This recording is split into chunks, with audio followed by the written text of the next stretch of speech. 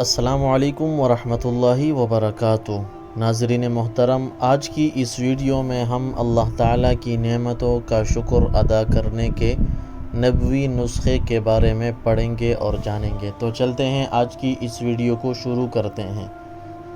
دن اور رات کی نعمتوں کا شکر ادا کرنے کا نبوی نسخہ۔ صبح اور شام ایک مرتبہ پڑھیں۔ اللہم ما اصبح بی من نعمت او بأحد من خلقک فمنک وحدک لا شریک لک فلک الحمد ولک الشکر۔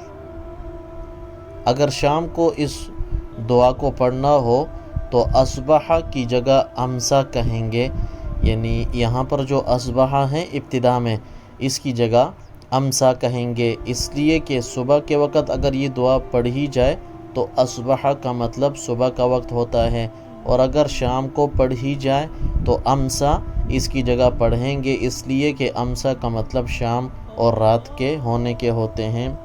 تو اس دعا کو میں دوبارہ ایک مرتبہ پڑھتا ہوں، آپ توجہ سے سنیں۔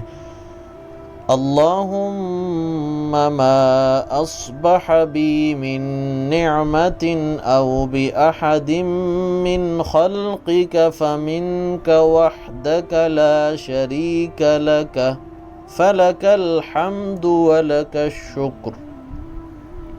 اور اگر رات کو پڑھیں گے، شام کے وقت پڑھیں گے تو پھر اصبح کی جگہ امسا، تو اس طرح پڑھیں گے۔ اللہم ما امسا بی من نعمت او بأحد من خلقک فمنک وحدک لا شریک لک فلک الحمد ولک الشکر۔